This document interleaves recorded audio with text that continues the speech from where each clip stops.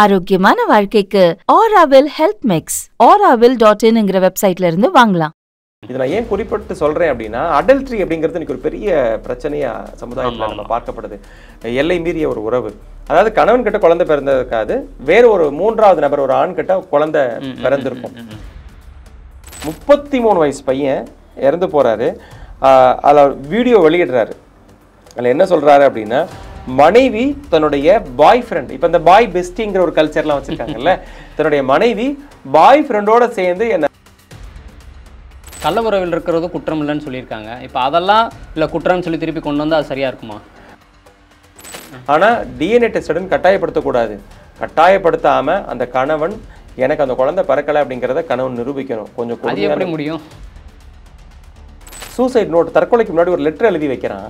அதில் அந்த பையன் எழுதி வச்சது எவ்வளோ கொடுமை தெரியுமா? நான் தற்கொலை, என்னுடைய சாவுக்கு என் மனைவி வந்து என் முகத்தை பார்க்கக்கூடாது. அந்த பசங்களை பார்த்து அந்த உயர்நீதிமன்றம் என்ன சொல்றாங்க அப்படின்னா, ரொம்ப அதிர்ஷ்டசாலிகள்ப்பா நீங்கள்லாம், லக்கி சர்வைவர்ஸ் அப்படிங்கிறார் நீதிபதி. இப்படி கணவர்களுக்கு எதிராக வரக்கூடிய அந்த பொய் புகார்கள், பொய் வழக்குகளை குறைக்கிறதுக்கு என்ன பண்ணால் கரெக்டாக இருக்கும், என்ன பண்ண முடியும்? இந்த பொய் புகார்கள் குறையணும் அப்படின்னா, வெல்கம் டு மெய்ப்பொருள். ரீசெண்டாக திருப்பூரில் ரிதன்யா அப்படிங்கிற ஒரு பொண்ணு வரதட்சணை கொடுமையால் சூசைட் பண்ணிட்ட விஷயம் வந்து நம்ம நியூஸில் வந்துச்சு. அது எல்லாருமே நம்ம பார்த்துருப்போம்.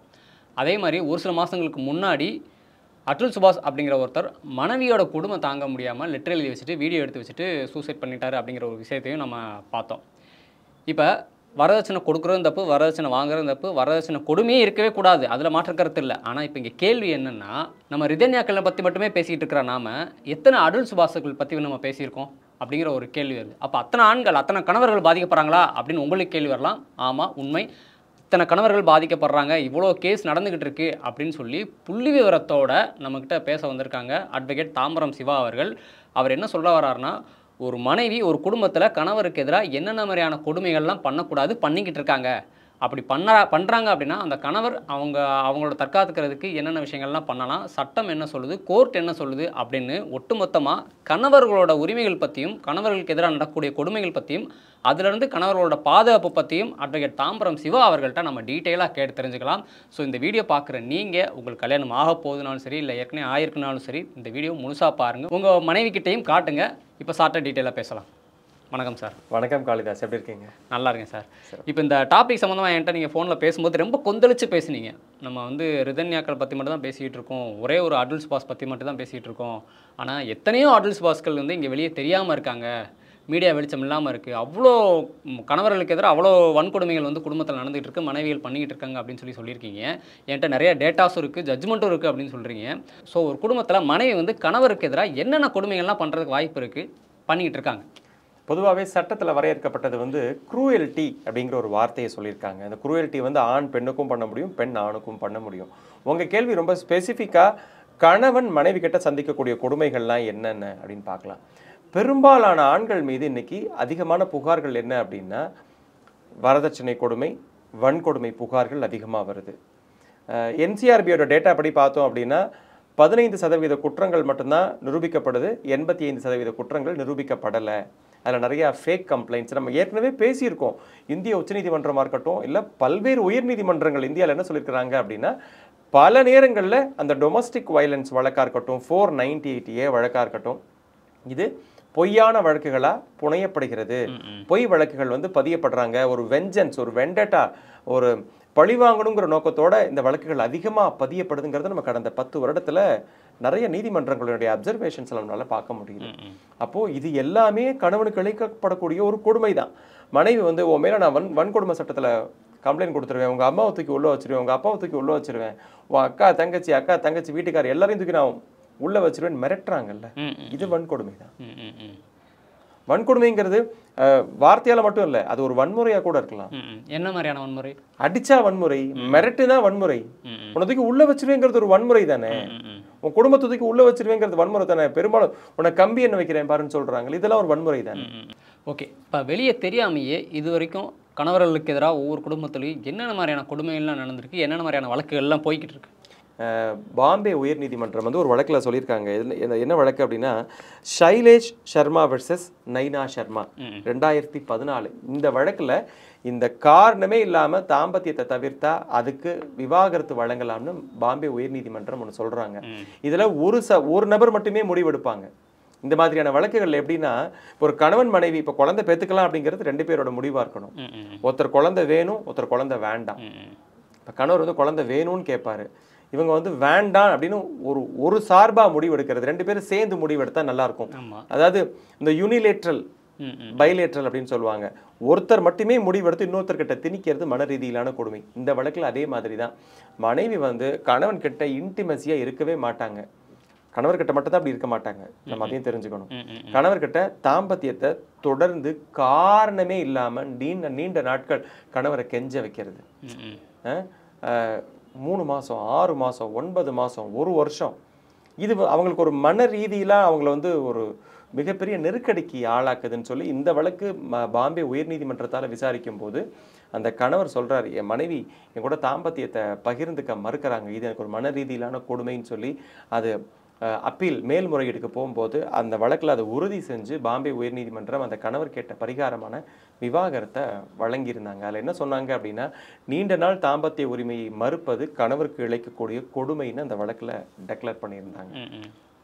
இன்னைக்கு இன்னொரு வன்கொடுமை வந்து கணவர்களுக்கு எதிராக நடந்துகிட்டு இருக்கு. என்னன்னா, கணவர் வந்து ஆண்மை உள்ளவராக தான் இருப்பார், ஆனாலும் அவர்கிட்ட ஏதோ ஒன்று பிடிக்காது. அவர் வந்து விவாகரத்து வாங்கணும், அவர்கிட்ட விலகி வாழணும் அப்படிங்கிறதுக்காகவே, அவரை பழி வாங்கணும் அப்படிங்கிறதுக்காகவே அவரை வந்து நீ ஆண்மையற்றவன் அப்படின்னு சொல்லி அவரை சொல்லி மனசு கஷ்டப்படுத்துறது, எல்லாரும் முன்னாடியும் சொல்லி அசிங்கப்படுத்துறது, அதை காரணமாக வச்சு விவாகரத்து கேட்கறது. ஸோ இந்த மாதிரி கொடுமைகள் நடந்துட்டு தானே இருக்குது. அது சம்மந்தமாக ஏதாவது கேஸ் நடந்தது? இந்த மாதிரி என்கிட்டயே நிறைய வழக்குகள் இருக்கு. நான் கிட்டத்தட்ட கடந்த 6-7 வருஷத்துக்கு முன்னாடி இந்த மாதிரி நிறைய வழக்குகள் நான் பார்க்க ஆரம்பிச்சிருக்கேன். நீங்கள் சொல்கிறது வந்து ஒரு பெரும் கொடுமை. இது சாதாரண கொடுமை கிடையாது, பெரும் கொடுமை. இதை பற்றி பார்க்கும்போது இது ஒரு மிகப்பெரிய மன அழுத்தத்தையே அந்த ஆணுக்கு உருவாக்கிடும். ஏன்னா இந்த சட்டம் எப்படி இருக்குன்னா, இப்போ திருமணம் ஆகுது, கணவன் மனைவிக்கு ஒரு ஆண் பெண் திருமணம் பண்ணுறாங்க. திருமணத்திற்கு பின்னிட்டு அந்த பெண்ணால் குழந்தை பெற்றுக்க முடியல. அவங்களுக்கு கர்ப்பப்பையில் கட்டி இருக்கலாம், கர்ப்பப்பையில் நீர் கட்டி, ஏதோ பிரச்சனைகள் இருக்கலாம். அந்த பெண்ணால் குழந்தை பெற்றுக்க முடியாது. ஆனால் மனைவியால் குழந்தை பெற்றுக்க முடியலன்னு சொல்லி அந்த கணவர் அந்த பெண்கிட்ட விவாகரத்து கேட்கவே முடியாது, சட்டத்தில் இடம் கிடையாது. ஆனால் இவர் நிஜமாவே இம்பார்ட்டண்ட்டாக இருந்தாருன்னா அந்த பெண் வந்து உண்மையான காரணத்தை சொல்லி விவாகரத்து கேட்கறதுக்கு சட்டத்தில் இடம் இருக்கு. நீங்கள் சொல்றது மாதிரி அந்த கணவரை பிடிக்கல, அந்த கணவர் மேலே ஒரு வெஞ்சன்ஸ், ஏதோ ஒரு கோபம், அதுக்காக அவனை ஆண்மை இல்லைன்னு சொல்லி அவனை டெம்ப்ட் பண்ணி அவனை தூண்டி விட்டு அவனோட கோபத்தை தூண்டி விடுறாங்கல்ல, இதெல்லாம் பெரிய கொடுமை அப்படின்னு ஒரு வழக்கில் சொல்கிறாங்க. குறிப்பாக டெல்லியில் நடந்த ஒரு வழக்கை பற்றி நான் சொல்ல ஆசைப்பட்றேன். சௌரப் ஜெயின் வெர்சஸ் நேஹா ஜெயின் அப்படின்னு ஒரு வழக்கு. தம்பதியர் கல்யாணம் ஆகிறது, நல்லா வாழ்ந்துட்டு இருக்காங்க. அவங்களுக்குள்ள பாலியல் ரீதியாக 2 பேருமே அவங்களுக்குள்ள எந்த விதமான பிரச்சனையுமே கிடையாது. நான் ஏன் இந்த வார்த்தையை சொல்கிறேன் அப்படின்னா, நீதிமன்றம் வந்து அவங்களோட கருத்தில் அதை சொல்லியிருப்பாங்க. அந்த தம்பதிக்கு குழந்தை இல்லை, 2 பேருமே மெடிக்கல் செக்கப் போகிறாங்க. டாக்டர் என்ன அட்வைஸ் பண்ணாங்கன்னா, IVF போங்க அப்படின்னு அட்வைஸ் பண்ணும்போது அந்த தம்பதி வந்து 2 முறை IVF மூலமாக குழந்தை பெற்றுக்கிறதுக்கு முயற்சி பண்ணுறாங்க. அன்ஃபார்ச்சுனேட்டாக 2 முறையுமே உங்களுக்கு IVF மூலமாக குழந்தை தங்கலை. உடனே மனைவிக்கு என்ன பண்ணுறா, கணவர் மேலே ஆத்திரப்பட்டு கணவர் மேலே பொய்யான புகார்கள், பொய்யான வழக்குகள்லாம் தொடுக்கிறாங்க. அதையும் தாண்டி அந்த கணவர் வந்து அவர் ஆண்மையற்றவன், நீ இம்பார்ட்டன்டா, உனக்கு நீ வந்து ஒரு இம்பார்ட்டன்ட்னு சொல்லி அந்த குடும்பத்தில் நடக்கக்கூடிய அந்த ஒரு தசரா விழா இருக்கட்டும், இல்லை ஹோலி, ஏன்னா மக்கள் எல்லாம் கூடுவாங்கல்ல, அந்த இடத்துல அந்த கணவனை வந்து இந்த மாதிரியான வார்த்தைகளை சொல்லி அவமானப்படுத்தி அசிங்கப்படுத்துறாங்க. இப்போ அந்த கணவன் என்ன பண்றாரு, நீதிமன்றத்தில் போய் என் மனைவி இப்படிலாம் சொல்றா, நான் வந்து பிசிக்கலி ஃபிட்டு, என்னை டெஸ்ட் பண்ணுங்க அப்படிங்கிறாரு. இந்த வழக்கை விசாரணை நீதிமன்றத்துக்கு பிறகு டெல்லி உயர் நீதிமன்றத்துக்கு மேல்முறையீட்டு வழக்கா அந்த வழக்கு வருது. இந்த வழக்கை விசாரிச்ச டெல்லி உயர் நீதிமன்றம் என்ன சொல்றாங்க அப்படின்னா, குழந்தை பெற முடியாமைங்கிறது வேற, அந்த செக்ஷுவல் ரிலேஷன், தாம்பத்திய ரிலேஷன் அப்படிங்கிறது வேற. தாம்பத்தியத்தில் அவங்களுக்குள்ள எந்த குறையும் கிடையாது, ஆனால் அவங்களுக்கு குழந்தை பிறக்கல, அவ்வளோதான். இது வந்து இம்பார்ட்டன்சி கிடையாது. ஒரு பெண்ணுக்கு எப்படி நம்ம பேரன் லேடி, நம்ம வந்து அந்த வார்த்தையை கூட சொல்லக்கூடாது, நம்ம மறுடிங்கிற வார்த்தையை கூட சொல்லக்கூடாது, நம்ம தவிர்ப்போம். அந்த மாதிரி கணவர் வந்து மனைவி கூட தாம்பத்தியத்துல நல்லா இருக்காரு, ஆனா அவங்களுக்கு குழந்தை பிறக்கல. இதுக்கு கணவன் வந்து இம்பார்ட்டன்ட்னு சொல்றது அந்த கணவனுக்கு ஏற்படக்கூடிய பெரும் கொடுமை அப்படின்னு சொல்லி டெல்லி உயர்நீதிமன்றம் அந்த கணவன் கிட்ட இருந்து அந்த மனைவிக்கு விவாகரத்து வழங்கி தீர்ப்பு கொடுத்திருந்தது. திரும்பவும் சொல்றேன், இந்த மாதிரி ஆயிரக்கணக்கான வழக்குகள் இந்தியாவில் இருக்கு. இந்த மாதிரியான வழக்குகள் வந்து பெருசா வெளியில பேசப்படுறது இல்லை அப்படிங்கிறது தான் என்னுடைய ஆதங்கமான. ஆமா இன்னைக்கு இப்போ இந்த கேஸை பார்க்கக்கூடிய வீடியோ பார்க்கக்கூடிய நேயர்களே வந்து என்ன நினைப்பாங்கன்னா, அப்போ அதே எப்படி மலடின்னு சொல்லி அந்த காலத்துலலாம் கொடுமைப்படுத்தினீங்கல்ல அப்படின்னு சொல்லி கேட்பாங்க. ஆனால் இப்போ அந்த வார்த்தையை நம்ம பயன்படுத்துகிற சொல்கிறதுக்கே அவ்வளோ தயங்குறோம், அவ்வளோ இல்லை. அந்த வார்த்தையை சொல்லவே கூடாதுன்னு நானே சொல்ல வரேன். ஒரு ஆம்பளை எப்படி நம்ம சொல்லக்கூடாதோ அதே மாதிரி தான் ஒரு பெண். ஏன்னா நம்ம 2 பேரையும் ஒரே மாதிரி தான் ட்ரீட் பண்ணுறோம். இல்லை அதான் இப்போ அந்த மலடி அப்படிங்கிற ஒரு வார்த்தையை இந்த காலத்தில் பேசுகிறதுக்கு பயன்படுத்துறதுக்கு அவ்வளோ கூச்சப்படுறோம், பயப்படுறோம், தயங்குறோம். அப்படி இருக்கும்போது ஆனால் பெண்கள் ஆண்களை பழி வாங்குறதுக்காக, மனைவி கணவரை பழி வாங்குறதுக்காகவே நீ ஒரு ஆண்மையற்றவன், வாழ்க்கையை வாழ தகுதி இல்லாதவன் அப்படின்னு சொல்லி அசிங்கப்படுத்துறாங்க, எல்லாரும் முன்னாடி அவமானப்படுத்துறாங்க. இதுதான மன ரீதியிலான கொடுமை. இதோட வேற என்ன கொடுமை இருக்கும்? பப்ளிக்கா சொல்லும்போது அதோட டெஃபமேஷன், அவரோட மான மரியாதை எல்லாத்தையுமே அதை அந்த இடத்துல அவங்க வந்து காயப்படுத்துறாங்க. அவரை வந்து மன ரீதியில பெரும் காயத்துக்கு உட்படுத்துறாங்கல்ல. நம்ம அதே மாதிரி இந்த இல்லெஜிட்டிமேட் சைல்டு அப்படின்னு பேசுறோம் இல்லையா, கணவன் மனைவி கல்யாணம் நல்லா இருப்பாங்க, புறம்பான வாரிசு, சட்டத்திற்கு புறம்பான வாரிசு. அதாவது கணவன் கிட்ட குழந்தை பிறந்ததுக்காது வேற ஒரு 3வது நபர், ஒரு ஆண் கிட்ட குழந்தை பிறந்திருக்கும். இந்த சூழல்ல இதுவுமே அந்த கணவனுக்கு ஏற்படக்கூடிய, இப்ப நான் சமீபத்தில் அந்த ஒரு வழக்கை நடத்திட்டு இருக்கேன் சென்னையில. இது மாதிரி பல வழக்குகள் இருக்கு. இது மாதிரி நிறைய பேர் இது மாதிரி இந்த வழக்குகள் தமிழ்நாட்டிலேயே நிறைய இருக்கு. இது எனக்கு இந்த மாதிரி என்கொயரிஸ் நிறைய வரும். இது நான் ஏன் குறிப்பிட்டு சொல்றேன் அப்படின்னா, அடல்ட்ரி அப்படிங்கிறது எனக்கு ஒரு பெரிய பிரச்சனையா சமுதாயத்துல நம்ம பார்க்கப்படுது. எல்லை மீறிய ஒரு உறவு. கணவன் வீட்டில் இருப்பாங்க, கணவனை விட்டு வேறொரு ஆண்களை நோக்கிறதோ இல்லை கணவன் மனைவியை விட்டுட்டு வேறொரு பெண் மீது தன்னுடைய நாட்டத்தை செலுத்துவது தான் ஒரு அஃபேர்னு சொல்கிறாங்க. இந்த அஃபேர் வந்து ஒரு உடல் ரீதியிலான தொடர்பாக மாறும்போது அது அடல்ட்ரியாக மாறுது. அந்த அடல்ட்ரியில் ஒரு குழந்தை உருவாகி ஒரு குழந்தை வெளியில் பிறந்து வரும்போது அது ஒரு இல்லெஜிட்டிமேட் சைல்டாக தான் பிறக்குது. இது கணவனுக்கு எதிரான மனைவி செய்யக்கூடிய கொடுமை. ஆனால் இதில் கணவன் வந்து அந்த குழந்தை எனக்கு பிறக்கலை அப்படிங்கிறத நிரூபிக்கணும். குழந்தைய டிஎன்ஏ டெஸ்டட்னு கட்டாயப்படுத்தக்கூடாது. ரீசெண்டாக கூட ஒரு ஜட்ஜ்மெண்ட் வந்துச்சு, ரீசெண்டாக கூட ஜட்ஜ்மெண்ட் வந்திருக்கு. ஆனால் டிஎன்ஏ டெஸ்டட்னு கட்டாயப்படுத்தக்கூடாது. கட்டாயப்படுத்தாமல் அந்த கணவன் எனக்கு அந்த குழந்தை பிறக்கலை அப்படிங்கிறத கணவன் நிரூபிக்கணும். கொஞ்சம் கொடுமையான விஷயம் தான். அதில் குறிப்பாக நீதிமன்றம் என்ன சொல்கிறாங்கன்னா, இந்த குழந்தை உருவான காலகட்டங்களில் நானும் என் மனைவியும் விலகி தான் இருந்தோம் அப்படிங்கிறதையும் கணவன் நிரூபிக்க கடமைப்பட்டவர். கொஞ்சம் கொடுமையான விஷயம் தான். சட்டம் அப்படிங்கிறது அவ்வளோ எளிதான விஷயம் இல்லை. நம்ம ரொம்ப அந்த பிரச்சனையை முழுசாக ஒரு வழக்கறிஞர்கிட்ட நம்ம சொல்லி ஆராய்ஞ்சு அந்த வழக்கறிஞர் தான் அதுக்கு எப்படி நிரூபிக்கிறதுங்கிறத கிளைண்ட்டுக்கு சொல்ல முடியும். ஸோ இது சம்மந்தமான ஒரு வழக்கு வந்து அதே டெல்லியில் தான், டெல்லி ஹைகோர்ட் தான் இதே மாதிரி மதன்லால் வெர்சஸ் சுதேஷ் குமாரி. இதுதான் ரொம்ப ஒரு நோட்டபிள் ஜட்ஜ்மெண்ட். இந்த மதன்லால் வெர்சஸ் சுதேஷ் குமாரியில தான் இதே மாதிரி ஒரு பிரச்சனை. ஒரு இல்லெஜிட்டிமேட் சைல்டு பிறந்திருப்பாங்க, அதை அந்த கணவர் நிரூபிச்சிருப்பாரு. நிரூபிச்சோன்னா டெல்லி உயர்நீதிமன்றம் வந்து அந்த குழந்தை இல்லெஜிட்டிமேட் சைல்டு தான் அப்படிங்கிறத கணவன் நிரூபிச்சிட்டாருன்னு சொல்லி அந்த கணவனுக்கு விவாகரத்து வழங்கி அந்த நீதிமன்றம் வந்து தீர்ப்பளிச்சிருப்பாங்க. இதுவும் அந்த கணவன் எதிர்கொண்ட ஒரு மிகப்பெரிய மன ரீதியிலான கொடுமை. இந்த மாதிரி கொடுமையை அனுபவிச்சுட்டு அந்த கணவன் அவரோட ஃப்ரெண்ட்ஸு, அவரோட ரிலேட்டிவ்ஸ்லாம் அவர்கிட்ட எப்படி பேசுவாங்க? அவரால் எப்படி பேச முடியும்? அவரால் எப்படி பேச முடியுங்கிறத தாண்டி இவரை எப்படி பார்ப்பாங்க? இவன் ஒய்ஃப் தான் அது, இவன் பொண்டாட்டி தான் இவன் எப்போ பார்த்தாலும் குடிகாரன்னு சொல்லும், இவன் பொண்டாட்டி தான் இவன் எப்போ பார்த்தாலும் ஏய் நீ யாரையும் வச்சிருக்கடான்னு சொல்லும். அப்போது அந்த கணவருக்கு வந்து ஒரு சமுதாயத்தில் அந்த கணவரை ரொம்ப ஒரு டேமேஜ் பண்ணுறாங்க. கணவர் இவன் எப்போ பார்த்தாலும் டல்லாக இருக்கானே, எப்போ பார்த்தாலும் பொண்டாட்டி திட்டிகிட்டே இருக்காளே, அசிங்கமாக திட்டுறாளே, கெட்ட வார்த்தையில் திட்டுறாளே, இதெல்லாம் வந்து அந்த சமுதாயத்தில் அந்த கணவர் எதிர்கொள்ளக்கூடிய ஒரு பெரும் பிரச்சனைகள் தானே. இதெல்லாமே ஒரு மன ரீதியிலான ஒரு மிகப்பெரிய நெருக்கடி தான். இது எல்லாமே விவாகரத்திற்கான காரணங்கள் தான். ஆனால் இது எல்லாமே நீதிமன்றத்தில் முறையாக சட்டப்படி சாட்சியங்களோட நிரூபிக்கணும். 2025 சமீபத்தில் நடந்த ஒரு வழக்கு. தீக்ஷித் சௌஹான் அப்படின்னு ஒரு பையன், 33 வயசு பையன் இறந்து போகிறாரு. அதில் வீடியோ வெளியிடுறாரு. அதில் என்ன சொல்கிறாரு அப்படின்னா, மனைவி தன்னுடைய பாய் ஃப்ரெண்ட், இப்போ இந்த பாய் பெஸ்டிங்கிற ஒரு கல்ச்சர்லாம் வச்சுருக்காங்கல்ல, தன்னுடைய மனைவி பாய் ஃப்ரெண்டோட சேர்ந்து என்னை மிரட்டுறாங்க, டார்ச்சர் பண்ணுறாங்க. மனைவி வேறொரு ஆண் கூட சேர்ந்து கணவனை மிரட்டுறதுங்கிறது அந்த கணவனுக்கு ஏற்படக்கூடிய ஒரு உளைச்சல் தான், மன உளைச்சல் தான். என் மனைவி இது பண்ணுறது என்னால் முடியல, தாங்கிக்க முடியலன்னு சொல்லி சூசைட் கமிட் பண்ணிக்கிறான். அந்த பெண் மேலேயும் அந்த பெண்ணினுடைய ஆண் தோழர், அது பெஸ்டியா பாய் ஃப்ரெண்டா நமக்கு தெரியாது, அவங்க மேலே தற்கொலைக்கு தூண்டினதா வழக்கு பதியப்பட்டிருக்கு. அவங்க இன்னைக்கு லீகல் ப்ரொசீடிங்ஸை எதிர்கொண்டுட்டு இருக்காங்க. இது மாதிரி ஏகப்பட்ட கேசஸ். சமீர் சிங் அப்படின்னு, ஷரர் சிங் அப்படின்னு 2025 சண்டிகாரில் நடந்த ஒரு வழக்கு. இவரும் வீடியோ ரெக்கார்டிங் எழுதி வைக்கிறாரு. அதுக்கு காரணமே அவருக்கு வந்து பாய்சன் கொடுத்துருக்காங்க.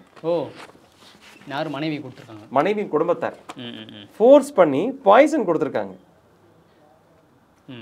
அவருடைய இறப்புக்கு அவங்க தான் காரணம்.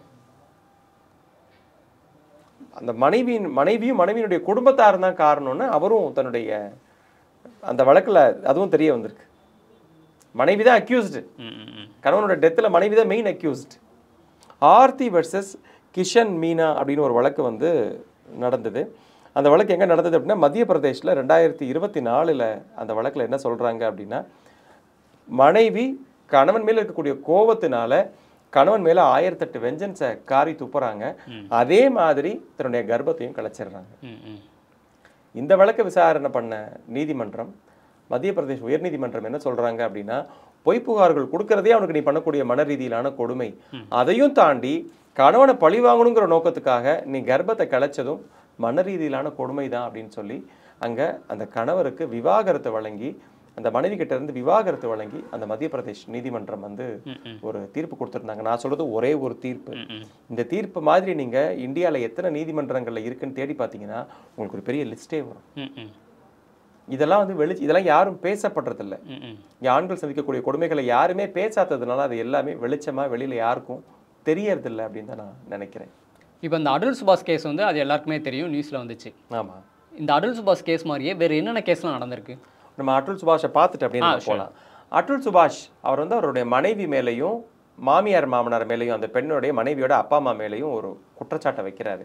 என்கிட்ட பணம் பறிக்க முயற்சி பண்ணுறாங்க, 3 கோடி ரூபாய் கேட்குறாங்க, குழந்தைங்களை பார்க்க விட மாட்டேங்கிறாங்க, 30 லட்சம் ரூபாய் கொடுக்க சொல்கிறாங்க குழந்தைங்களை பார்க்கணுன்னா அப்படின்னு சொல்லிட்டு ஒரு 24 பக்கத்துக்கு சூசைட் பண்ணிக்கிறதுக்கு முன்னாடி நோட் எழுதி வைக்கிறார். 24 பக்கத்துக்கு எழுதி வைக்கிறார். எழுதி வச்சதெல்லாம் அப்படியே ஒரு 90 நிமிஷம் வீடியோவா சொல்றதாவும் நம்ம பேப்பர்ல எல்லாம் படித்தோம். பணம் பறிக்கிறாங்கிறத அவருடைய மெயினான குற்றச்சாட்டு. பொய்யான வழக்குகள் கொடுக்குறாங்க, மெயின்டெனன்ஸ் கேட்குறாங்க, 30 லட்ச ரூபா கொடுங்க, 3 கோடி ரூபாய் செட்டில்மெண்ட் கொடுங்கன்னு கோடிக்கணக்கில் என்கிட்ட பணம் பறிக்க முயற்சி பண்ணுறாங்கன்னு நம்ம அட்டுல் சுபாஷ் பார்த்தோம். அட்டுல் சுபாஷோட நல்ல நேரம், அட்டுல் சுபாஷ்க்கு ஒரு பெரிய மீடியா வெளிச்சம் கிடைச்சது, ஆணும் பாதிக்கப்படுறாங்கிறது பல இடங்களில் தெரிஞ்சது. ஆனால் வெளியில் தெரியாத பல அட்டுல் சுபாஷ்கள் நம்ம சமுதாயத்தில் இருந்துகிட்டே இருக்காங்க. சமீபத்தில் ஒரு 2 மாதத்துக்கு முன்னாடி மத்திய பிரதேஷில் சிவபிரகாஷ் திவாரி அப்படின்னு ஒரு பையன் இறந்து போகிறான். அந்த பையன் வந்து அவர் சின்ன வயசுக்காரரு. அவர் என்ன சொல்றாருன்னா, அவர் லைவ் ஸ்ட்ரீம்ல சூசைட் அட்டெண்ட் பண்றாரு. நேரலை லைவ் ஸ்ட்ரீம்ல நீங்க என்ன சொல்றீங்க? நேரலை தான், லைவ்ல சொல்லுவோம். லைவ் ஸ்ட்ரீம் அவரோட தற்கொலையோ லைவ் ஸ்ட்ரீம் பண்ணியிருக்காரு. அதில் அவர் என்ன சொல்லியிருக்கிறாரு அப்படின்னா, மனைவியும் மாமியார் மாமனாரும் என்னை ரொம்ப டார்ச்சர் பண்றாங்க, என்னுடைய தற்கொலைக்கு அவங்க தான் காரணம் அப்படிங்கிறத தன்னோட லைவ் ஸ்ட்ரீம்ல சொல்றாரு. மனைவி மேலையும் மாமியார் மாமனார் மேலையும் குற்றச்சாட்டு வைக்கிறாரு.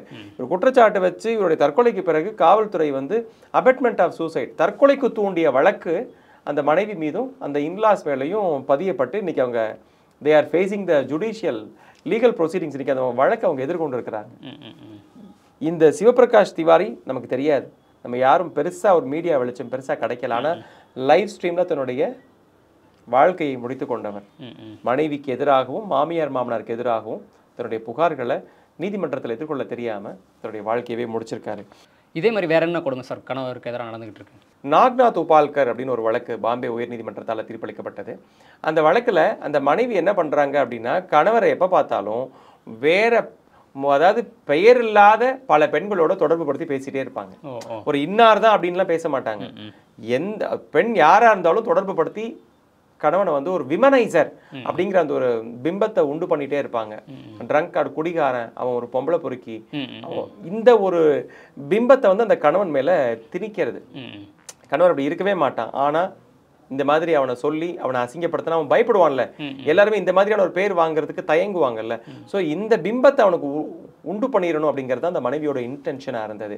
இந்த வழக்கு விசாரிக்கும் போது பாம்பே உயர்நீதிமன்றம் இதெல்லாம் வந்து ஒரு தனிப்பட்ட நபரினுடைய குணங்களையே வந்து ஒரு பொய்யான, அந்த மாதிரியான ஆளே கிடையாது, அவர் அந்த மாதிரி குணமே கிடையாது. ஆனால் இந்த மாதிரி ஒரு பொய்யான பிம்பத்தை அவர் மேலே திணிக்கிறதுங்கிறது அவருக்கு ஒரு மிகப்பெரிய மன அழுத்தத்தை ஏற்படுத்துறாங்கல்ல. இதெல்லாம் வந்து ஏற்றுக்கவே முடியாது. நம்ம ஒரு பொம்பளை பிள்ளையை நம்ம தப்பாக சொல்லிட்டா அந்த சமுதாயம் நம்மளை என்ன பண்ணும்? சும்மா விட்டுருவாங்களா? ஒரு பொண்ணை நீங்கள் தப்பாக சொல்லிட்டு நீங்கள் நடமாடிட முடியுமா? என்ன பண்ணுவானே தெரியாது. இது சட்டத்தின் முன்னே ஆண் பெண் 2 பேருமே சமம் தான். அப்போ இங்கே திருமண உறவுல ஒரு கணவனை பார்த்து நீ குடிகாரன் 24 மணி நேரத்தில் வீட்டில் இருக்கும்போதெல்லாம் சொன்னா அந்த கணவனுக்கு எப்படி மன நிம்மதி இருக்க முடியும்? நீங்கள் ஒருத்தரோட நீங்கள் கம்பேர் பண்ணி சொல்கிறீங்கன்னா இன்னார் அப்படின்னு சொன்னால் கூட அது என்ன பிரச்சனைன்னு விசாரிக்கலாம். நீங்கள் பொதுவாக ஒரு விமனைசர்னா அதுக்கு என்ன அர்த்தம்? அதுவுமே அவருக்கு ஏற்படக்கூடிய ஒரு மன ரீதியிலான நெருக்கடி தான். இந்த மாதிரி பல கொடுமைகளை நிறைய ஆயிரக்கணக்கான ஆண்கள் இந்த சமுதாயத்தில் தினந்தோறும் அனுபவிச்சுட்டு தான் இருக்காங்க அப்படிங்கிறது தான் மறக்க முடியாத உண்மை. இந்த மாதிரி பிரச்சனைகள் எல்லாம் வெளியில் பேச தயங்குறாங்க, பேச பயப்படுறாங்க. இங்கே பல பிரச்சனைகள் வெளியில் வராமல் இருக்கிறதுக்கு பேச தயங்குறதும், இன்னும் இங்கே நிறைய பேச மறுக்கிறதுக்கு தயங்குறதுக்கு என்ன காரணம்னா, சட்டம் எல்லாமே பெண்களுக்கு சார்ந்து இருக்குது அப்படிங்கிற ஒரு மனநிலை இந்த சமுதாயத்தில் இருக்குது. ஆண்களை பாதுகாக்க பிரத்யேகமான சட்டங்கள் இல்லைங்கிறதும் இங்கே எல்லாருக்கும் பரவலாக தெரிஞ்சிருக்கு. இதே மாதிரி சொல்லணும் அப்படின்னா 26 வயசு பையன் ஒரு மளிகை கடை வச்சிருக்கான். தீபக் குமார் அப்படின்னு பேர். பீகாரில் நடந்த சம்பவம். இதுவும் கிட்டத்தட்ட 2 மாதத்துக்கு முன்னாடி நடந்த சம்பவம் தான். சிவபிரகாஷ் திவாரியும் மார்ச் 2025 தான். தீபக் குமார் பீகாரும் மார்ச் 2025 நடந்தது தான். அதில் என்ன சொல்கிறான் அப்படின்னா, அந்த பையனும் தற்கொலை தான் பண்ணியிருக்கான். அதில் severe harassment by his wife, அதாவது மனைவி வந்து ஒரு மிகப்பெரிய மன ரீதியிலான கொடுமையை வந்து அந்த கணவர் அந்த பையனுக்கு வந்து ரொம்ப டார்ச்சர் பண்ணியிருக்காங்க. என்னால் வாழவே முடியாத அளவுக்கு என்னை டார்ச்சர் பண்ணுறாங்க, என்னால் மனைவியை எதிர்கொள்ளவே முடியலை, அதனால் நான் என் வாழ்க்கையை முடிச்சுக்கிறேன் அப்படின்னு அந்த பையன் வந்து தன்னுடைய சூசைட் நோட்டில் சொல்லியிருக்கான். மனைவியை மட்டும் சொல்லாமல் மாமியார் மாமனாரும் மனைவியும் சேர்ந்து என்னை அடிக்கிறாங்க. 8 பக்கத்துக்கு சூசைட் நோட் எழுதி வச்சிருக்கான். சாகரத்துக்கு முன்னாடி அடிக்கிறாங்கன்னே சொல்லியிருக்கான். பிசிக்கல் வயலன்ஸ் அது ஏற்றுக்கவே முடியாதுல்ல. நம்ம எப்படி கணவன் மனைவி அடிக்கக்கூடாதுன்னு நம்ம நிற்கிறோம்ல, அடிக்கிறது தப்புன்னு சொல்கிறோம்ல. கணவன் மனைவி அடித்தா தப்பு, அதே மாதிரி மனைவி கணவன் அடித்தாலும் தப்பு தான். யாருமே யாரையும் அடிக்கக்கூடாதுங்கிறது தான் சரி. அதில் 8 பக்கத்துக்கு தன்னுடைய மரண வாக்குமூலம், நான் இதனால தான் சாக போகிறேன், மனைவி மாமனார் முடியல, என்னால் அவங்கள்ட்ட சமாளிக்க முடியல, சர்வைவே பண்ண முடியலன்னு சொல்லி தன்னுடைய வாழ்க்கையை இழந்தது. இந்த தீபக் குமார் பற்றியும் மீடியாக்களில் அதிகமாக பேசப்படலை. மேபி அதுல் சுபாஷ் பெங்களூருங்கிறதுனால தமிழ்நாட்டில் பேசியிருக்கிறாங்க, மேபி இவங்கெல்லாம் உத்தரப்பிரதேஷ் மத்திய பிரதேஷ்ங்கிறதுனால தமிழ்நாட்டில் பேசலையாங்கிறதும் எனக்கு ஒரு இல்லை பெருசாக வெளியும் தெரியல, அதனால பேசப்படலன்னு வெளியில் தெரியறதுக்கு மீடியா தானே முக்கிய காரணம். இன்னைக்கு இந்தியா முழுக்க பேசின பல வழக்குகள் இருக்குல்ல. இன்னைக்கு அதுல் சுபாஷ் வழக்கு இன்னைக்கு இந்தியா முழுக்க பேசப்பட்ட ஒரு வழக்கு தான். இன்னைக்கு ரித்தன்யாவோட வழக்குமே இன்னைக்கு நாட்டை உலுக்கி கொண்டிருக்கக்கூடிய ஒரு வழக்கு தான். அதுல் சுபாஷ்க்கு அப்புறம் பல்வேறு மெயின்டெனன்ஸ் சம்பந்தமா பல்வேறு வழக்குகள் அதுல் சுபாஷையே காரணம் காமிச்சு நம்ம சமூக வலைதளங்களில் எவ்வளோ பார்த்துட்டு இருக்கோம். இன்னும் சொல்ல போனா உத்தரப்பிரதேஷ்ல 2025 பிப்ரவரியில் நடந்த ஒரு வழக்கு. ரோஹித் சைனி புதுசா கல்யாணம் ஆன பையன், கல்யாணம் ஆகி புதுசு, கல்யாணம் ஆன உடனே மனைவி என்ன கேட்குறா, எனக்கு உங்க கூட வாழ முடியாது, டைவர்ஸ் கொடுறா அப்படின்னு கேட்குறா. டைவர்ஸ் மட்டும் இல்லாமல் எனக்கு செட்டில்மெண்ட் கொடுன்னு கேட்குறா. 10 லட்ச ரூபா செட்டில்மெண்ட் கொடு, எனக்கு காசை கொடுத்துட்டு என்னை செட்டில் பண்ணிட்டு டைவர்ஸ் கொடுத்துட்டு போ. தொடர்ந்து இந்த மாதிரி எனக்கு செட்டில்மெண்ட் கொடு. இருக்கிறவன் கொடுப்பான், இல்லாதவன் என்ன பண்ணுவான்? இந்த பையன் நியூலி மேரிடு, மனைவி வந்து காசு கேட்குறா, செட்டில்மெண்ட் கொடுன்னு கேட்குறா, என்னால் முடியல, என்னால் கூட வாழ முடியல அப்படின்னு சொல்லிட்டு சூசைட் நோட், தற்கொலைக்கு முன்னாடி ஒரு லெட்டர் எழுதி வைக்கிறான். அதில் அந்த பையன் எழுதி வச்சது எவ்வளோ கொடுமை தெரியுமா? நான் என்னுடைய சாவுக்கு என் மனைவி வந்து என் முகத்தை பார்க்கக்கூடாது. அவங்க அம்மாவுக்கு எழுதுறான், நான் செத்ததுக்கு அப்புறம் என்னை அடக்கம் பண்ணுவீங்கல்ல, அந்த கேப்பில் என் மனைவி வந்து என் உடலை பார்க்கக்கூடாதுன்னு எழுதி வைக்கிறேன். அதே மாதிரி 2025 நடந்த இன்னொரு சம்பவம், இண்டோரில் நடந்த ஒரு சம்பவம்.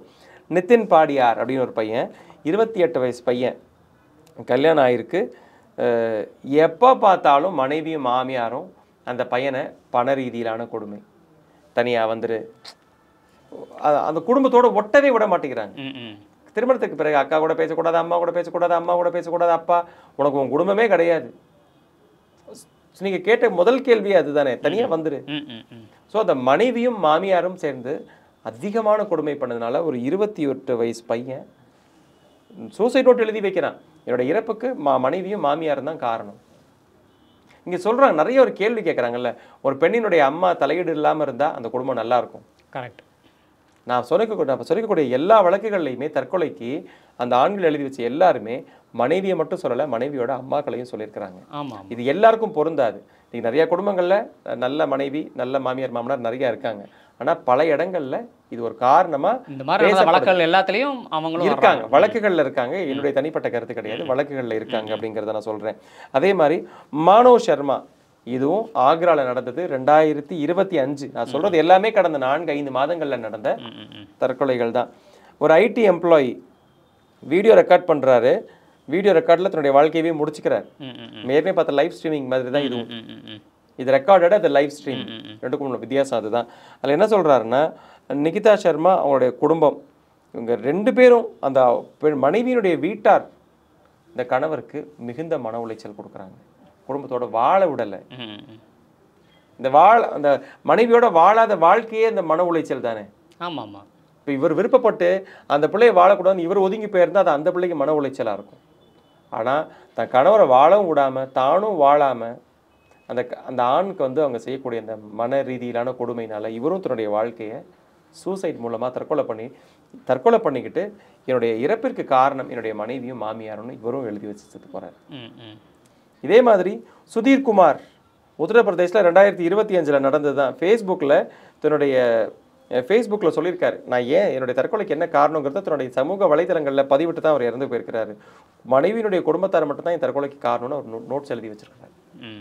நான் சொல்றது எல்லாமே உதாரணம் 2025 நடந்த ஒரு குறிப்பிட்ட ஒரு 5-6 வழக்குகள். 2024 எவ்வளோ நடந்திருக்கும் இந்த மாதிரி நிறைய. 2023 நான் சொன்னது நேரங்கிறது ஒரு 5-6 கேஸ் தான் சொல்கிறேன். இந்த கொஞ்சம் டீப்பாக சர்ச் பண்ணோம் அப்படின்னா ஆண்களினுடைய மரணங்கள் இதெல்லாம் வந்து வெளியில் தெரிஞ்சது, வெளியில் தெரியாமல் ஆண்களுடைய மரணங்கள் நிறைய இருக்கு. சந்தேகத்திற்கே இடமில்லாமல் அடக்கம் செய்யப்பட்ட ஆண்கள்லாம் நம்ம தேட ஆரம்பித்தோம் அப்படின்னா இந்த சமுதாயத்தில் மனைவிக்கு நிகரா அப்படிங்கிறத தாண்டி மனைவி விட அதிகமாக இன்னைக்கு ஆண்கள் ஒரு மிகப்பெரிய மன ரீதியிலான கொடுமைகள் அனுபவிக்கிறாங்க அப்படிங்கிறது வெளியில் தெரிய வருது. ஆனால் என்ன ஒரு கொடுமை, இதை யாருமே பேசலை அப்படிங்கிறது அந்த ஆணுக்கு மேலும் ஒரு கொடுமை தான் அப்படின்னு நான் நினைக்கிறேன். 2017 இது வந்து சுப்ரீம் கோர்ட்டோடைய வழக்கு, உச்சநீதிமன்றத்தில் விவாதிக்கப்பட்ட வழக்கு, ராஜ் தல்ரேஜா வெர்சஸ் கவிதா அப்படின்னு ஒரு வழக்கு. இந்த வழக்கில் கல்யாணம் ஆகி ரொம்ப நாள் நல்லா வாழ்றாங்க. ஆனா அந்த மனைவியானவள் என்ன பண்றாங்க அப்படின்னா கணவருக்கு எதிராகவும் கணவர் வீட்டாருக்கு எதிராகவும் பொய்யான குற்றச்சாட்டுகளை தொடர்ந்து சொல்றாங்க. பொய்யான குற்றச்சாட்டு சொல்லும் போது அந்த கணவர் வந்து விவாகரத்து அப்ளை பண்றாரு. விவாகரத்து அப்ளை பண்ணதுக்கு பிறகு இந்த பொண்ணு என்ன பண்றாங்க, கணவர் மேல, மாமியார் மேல, மாமனார் மேல, குடும்பத்தார் மேல எல்லார் மேலேயும் பொய்யான டொமஸ்டிக் வயலன்ஸு, பொய்யான டவுரி ஹராஸ்மெண்ட்டு, கணவன் இதை பண்ணிட்டார் அதை பண்ணிட்டார், அந்த கணவனை அசிங்கப்படுத்தி அந்த கணவனுக்கு எவ்வளோ மன உளைச்சல் கொடுக்க முடியுமோ, எவ்வளோ புகார்கள் கொடுக்க முடியுமோ அதையெல்லாம் கொடுக்குறாங்க. பின்னாடி அந்த வழக்குகள் எல்லாம் விசாரிக்கும் போது தான் தெரியுது இந்த பொண்ணு கொடுத்த ஒரு புகாரில் கூட முகாந்திரமே இல்லை. அவங்க போலீஸோட நேரத்தை வீணடிக்கிறாங்க. பொய் புகார் கொடுத்து கணவனை வந்து ஒரு தீராத மன உளைச்சலுக்கு ஆளாக்குறாங்க. இந்த வழக்கு எப்படி முடிஞ்சதுன்னா மனைவி கணவருக்கு எதிராக பொய் புகார் கொடுத்ததுனால அந்த கணவன் விவாகரத்து வாங்கலான்னு சொல்லி அந்த வழக்கு விவாகரத்தில் முடிஞ்சு. இப்படி கணவர்களுக்கு எதிராக நிறையா பொய் வழக்குகளும் இல்லை பொய் புகார்களும் தொடர்ந்து வந்துக்கிட்டு இருக்கு. அவங்களுக்கு எதிரான வன்கொடுமைகளும் தொடர்ந்து நடந்துகிட்டு தான் இருக்குது. ஆனால் அது எதுவும் வெளியே பேசப்படுறதும் இல்லை. இப்படி கணவர்களுக்கு எதிராக வரக்கூடிய அந்த பொய் புகார்கள், பொய் வழக்குகளை குறைக்கிறதுக்கு என்ன பண்ணால் கரெக்டாக இருக்கும், என்ன பண்ண முடியும்? இந்த பொய் புகார்கள் குறையணும் அப்படின்னா பொய் புகார் கொடுத்தவங்க மேலே ஒரு நடவடிக்கை எடுத்து அவங்களுக்கு ஒரு தண்டனை கொடுத்துட்டோம் அப்படின்னா. அப்படி கொடுத்துருக்காங்களா உண்மையிலே? இப்போ ரீசெண்டாக நடந்த ஒரு வழக்கு இருக்குது. உத்தரப்பிரதேசில் ஒரு பெண் என்ன பண்ணுறா, என்னை ஒரு 5-6 பேர் சேர்ந்து என்னை வந்து ஒரு கூட்டு பாலியல் வன்புணர்வு, கேங் ரேப் அப்படின்னு சொல்லி கம்ப்ளைண்ட் கொடுத்துட்டாங்க.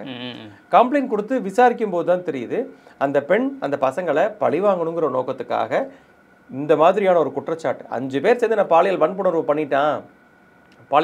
பண்ண முயற்சி பண்ணிட்டான், கூட்டிகிட்டு போயிட்டான்னு சொல்றது எப்பேற்பட்ட ஒரு குற்றச்சாட்டு இல்லை.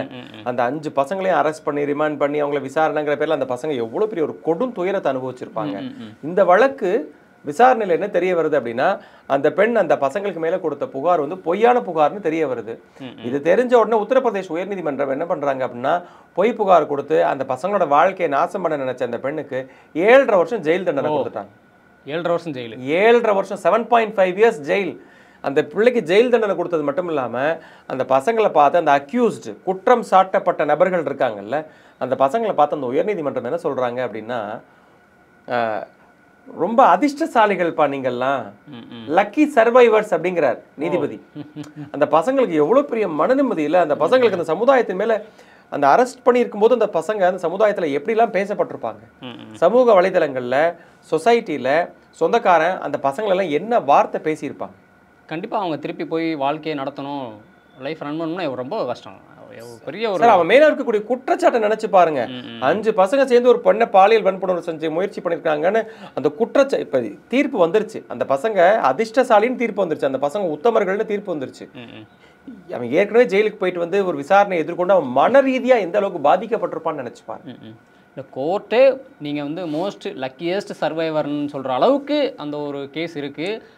ஆண்களோட நிலைமையும் இல்லை பொய் புகார்களோ அதிகரிச்சுக்கிட்டு இருக்கு இந்த அப்படிங்கிறத மாதிரி பொய் புகார் கொடுத்த ஒரு 4 பேர் மேலே எஃப்ஐஆர் போட்டு அவங்களுக்கு தண்டனை கிடைச்சது அப்படின்னா, புகார் கொடுக்கும்போதே பொய் புகார் கொடுத்தா நம்ம மேலே வழக்கு வரும் அப்படின்னு தெரிஞ்சு போச்சு. அந்த ஒரு விழிப்புணர்வு வந்து சமுதாயத்தில் பரவலாக வந்துருச்சு அப்படின்னா பொய் புகார்கள் கொடுக்கறது குறைஞ்சிரும்.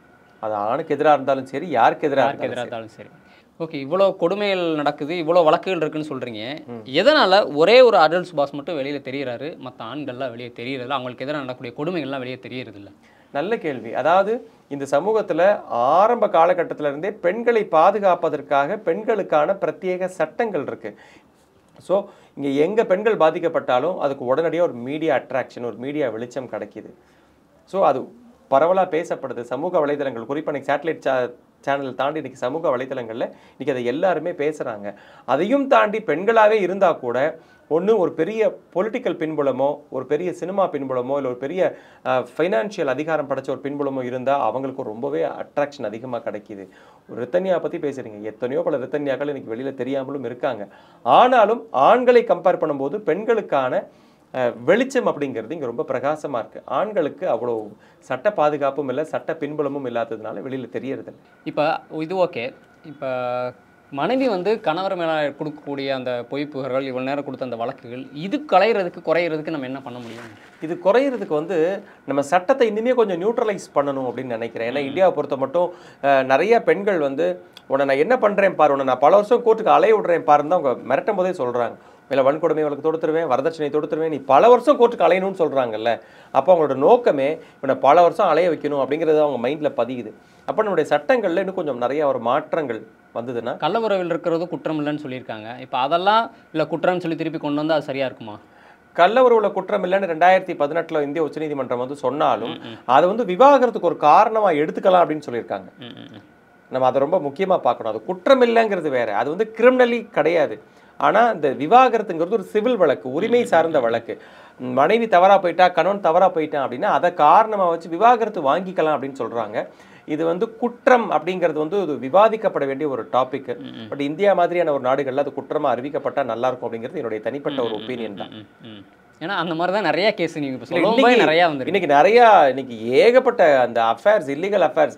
நான் அதை எப்படி நிரூபிக்கணும் அப்படிங்கிறதுக்கே அதுவே ஒரு பெரிய டாபிக். நான் அதுக்கு ஒர்க் அவுட் பண்ணிட்டு இருக்கேன்.